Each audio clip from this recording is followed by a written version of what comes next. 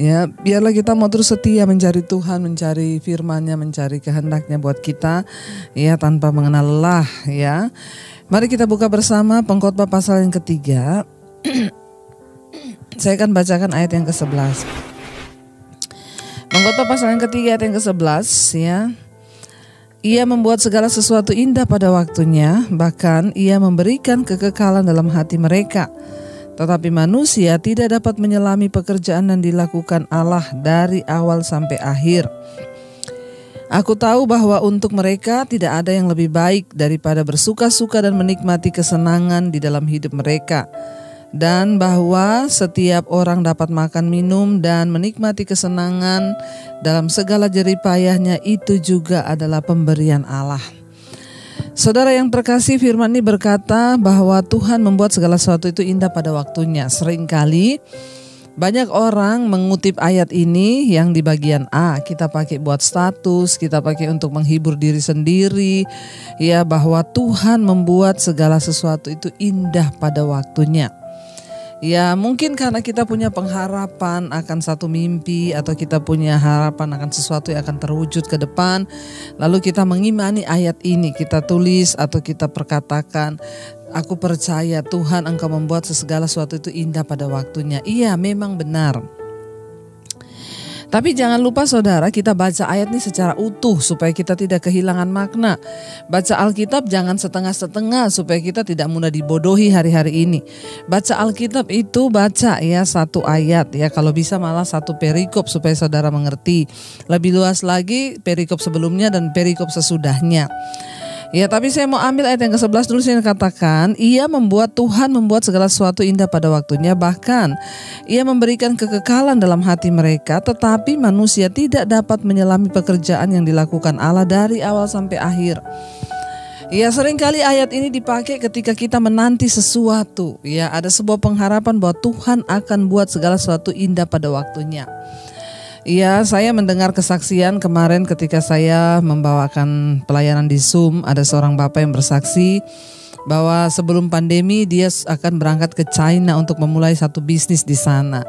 Semuanya sudah berjalan baik ya, bahkan akhirnya dia mendapatkan izin dari istrinya dan lain sebagainya. Akhirnya dia berangkat.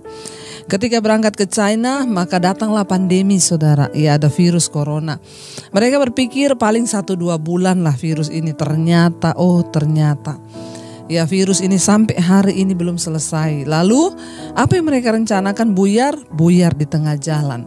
Sudah dengan perencanaan yang matang, perhitungan yang matang, semua bahkan mungkin modal, usaha, tenaga, doa sudah ditaruh di sana. Tetapi waktunya tidak tepat. Apakah mudah untuk memahami ini? Banyak orang ketika terjadi ini kita lupa bahwa waktu Tuhan itulah yang terbaik. Dia membuat segala sesuatu itu indah pada waktunya. Nah, ketika kita masih punya mimpi untuk bisnis di satu kota, kita ngomong, aku percaya Engkau membuat sesuatu indah pada waktunya karena pasti akan berhasil. Tapi ketika semuanya gagal, semuanya buyar, semuanya rasanya aduh waktunya tidak tepat dan lain sebagainya, apakah kita masih bisa memperkatakan, Tuhan aku percaya Engkau yang membuat semua indah pada waktunya? Bahkan sesuatu yang merupakan atau dalam pandangan kita adalah sebuah kegagalan, seringkali kita tidak mengerti bahwa itu juga waktu Tuhan.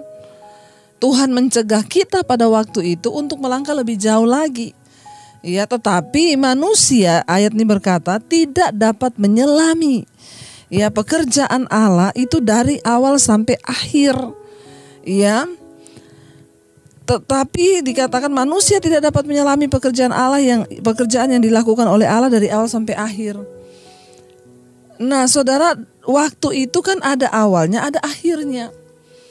Seringkali manusia itu hanya semangat di awal, ya, lalu di tengah jalan begitu menghadapi proses terhenti. Ya, kenapa Tuhan? Tadinya kita semangat berkata semua akan indah pada waktunya, ketika makin kesini lah kok kayaknya tidak ketemu ya. Kok rasanya semua gagal ya apa yang saya rencanakan? Kenapa jadi begini ya? Nah, karena ketidakmengertian kita sehingga tidak sedikit orang yang akhirnya marah kepada Tuhan. Ya, tidak sedikit orang yang putus asa, tidak mau berharap lagi, bahkan banyak yang murtad meninggalkan Tuhan. Ingat saudara, ya, ayat ini memang berkata, Ia membuat segala sesuatu itu indah pada waktunya. Tetapi manusia tidak dapat menyelami pekerjaan yang dilakukan Allah dari awal sampai akhir. Ya, kita mengharapkan yang baik, tetapi ingat Tuhan yang pegang kendali atas hidup kita, perencanaan kita, pekerjaan kita, bisnis kita, itu apapun dari awal sampai pada akhirnya. Ya, mari kita berusaha untuk bisa mengerti maksud Tuhan. Ya, karena kebanyakan manusia tidak dapat menyelami. Memang kita nggak tahu. Ya, kenapa bisa jadi begini ya Tuhan? Kenapa ya? Bahkan saya juga sering kali menghadapi ketika sesuatu rasanya gagal, ya kok jadi gini, bahkan bertanya, kenapa Tuhan izinkan begini? Ada orang-orang atau kita mungkin ditipu oleh seseorang, ya, atau uang kita dibawa lari orang, kita masih bertanya, kenapa ya Tuhan izinkan ya?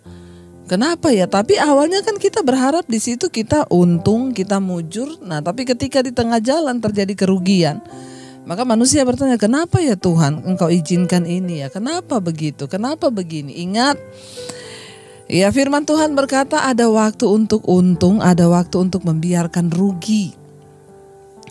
Ada waktu untuk bersuka cita, ada waktu untuk berduka cita. Ada waktu kita senang, ada waktu kita sedih. Ya, inilah waktu Tuhan. Apakah ketika kita diizinkan bersedih itu bukan waktu Tuhan? Itu waktu Tuhan. Ya, ada orang-orang yang berkata, ya, saya menerima nih teleponnya, Bu, saya merasa menyesal, Bu. Saya merasa suami saya meninggal tuh gara-gara saya. Kenapa, Ibu? Suami saya tuh kena COVID. Saya telat bawa dia ke rumah sakit, Bu. Ya, ini kan waktu kan. Coba saya tepat waktu bawa dia ke rumah sakit, mungkin dia tidak akan mati, Bu. Saya merasa berdosa, Bu. Ya, besoknya ada ibu-ibu lagi yang telepon saya, Bu Debbie, saya merasa saya yang membunuh suami saya. Kenapa, Bu? Gara-gara saya bawa dia ke rumah sakit, dia mati, Bu. Seandainya waktu itu saya tidak bawa dia ke rumah sakit, mungkin dia masih hidup kalau saya rawat dia. Saudara, ya, ada orang-orang yang menyesali waktu. Kenapa waktu itu aku bawa dia ke rumah sakit? Yang satu, kenapa waktu itu aku tidak bawa dia ke rumah sakit? Dengan kata lain kita lihat kan, yang di rumah mati, yang di rumah sakit juga mati. Artinya apa ya? Kita gak bisa pegang kendali atas apapun, bahkan atas waktu hidup. Tuhanlah yang berdaulat. Ya, manusia tidak punya kendali. Bagian kita adalah mencoba mengerti apa yang Tuhan izinkan di setiap waktu-waktu hidup. Ya, waktu hidup itu ya, waktu Tuhan itu ada waktu untung, ada waktu rugi. Jangan pikir waktu kita rugi itu bukan waktu Tuhan. Seringkali itu waktu Tuhan. Kenapa kita diizinkan rugi? Makanya saudara tuh jangan dengar firman yang enak-enak terus. Wah, jadi anak Tuhan pasti untung terus. Tidak, ada saatnya Tuhan izinkan kamu rugi. Itu waktu Tuhan untuk kamu rugi, supaya kamu belajar untuk mencari Tuhan. Ya, supaya engkau belajar untuk mengenal Dia, supaya engkau belajar tentang perkara-perkara tentang Dia. Ada orang datang bertanya sama saya, Bu, sampai kapan pandemi ini terjadi, Bu? Ya, sampai kapan? Ibu kan hamba Tuhan, saya hamba Tuhan, tapi saya tidak tahu semuanya. Yang tahu semuanya itu Tuhan. Saya tidak mau ngaku-ngaku ketemu Tuhan atau ketemu malaikat, lalu malaikat ngomong begini-begini, enggak mau saya. Mari kita kembali saja kepada firman Tuhan. Tidak ada satupun yang terjadi tanpa seizin Tuhan. Ya, tapi Bu, ini saya sudah 1,5 tahun loh, Bu. Usaha saya rugi.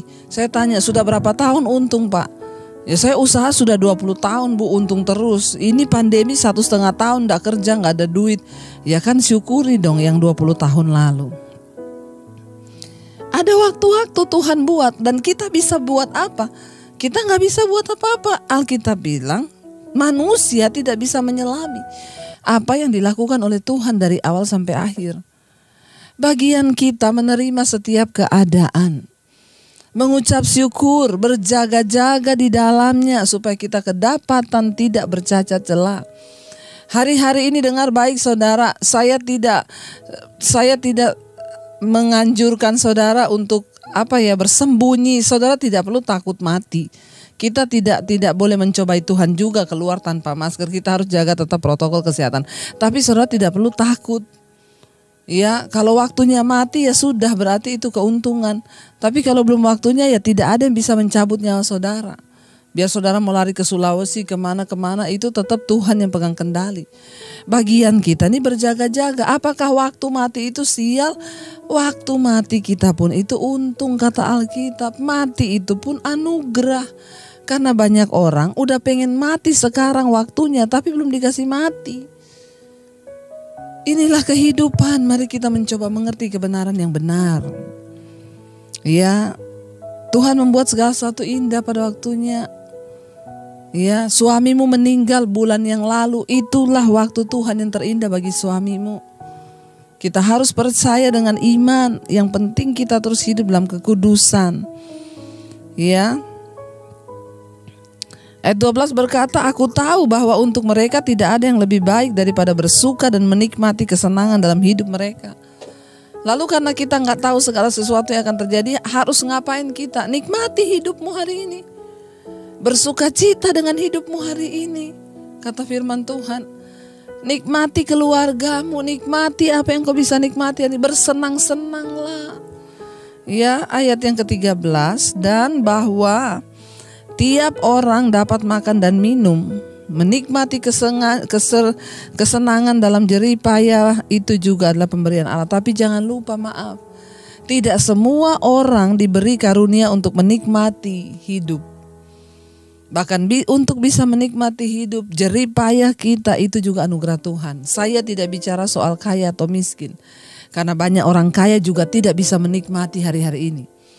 Kekayaannya banyak. Saya baca di koran saudara, di internet. Sekarang di Pondok Indah banyak orang jual rumah murah-murah. Di Jakarta banyak orang jual rumah murah. Kenapa? Karena takut nggak bisa pegang uang cash ya. Semua dalam bentuk aset. Nanti kalau udah terlambat gak bisa dijual gimana? Jual murah-murah. Punya aset banyak tapi hatinya gelisah, tidak bisa menikmati. Ya, mending kita yang biasa-biasa tapi bisa bersyukur, bisa menikmati hidup. Maaf, bukan soal kaya atau tidaknya, tapi untuk bisa menikmati hidupmu itu juga anugerah Tuhan. Kita tidak bisa apa-apa. Jadi jangan iri sama orang kaya. Belum tentu orang kaya itu bisa menikmati hidup. Yang berbahagia adalah mereka yang bisa mensyukuri hari ini, mensyukuri hidup ini, dan apapun yang Tuhan bisa berikan, kita bisa syukuri. Engkau lebih nikmat hidupmu daripada banyak orang kaya.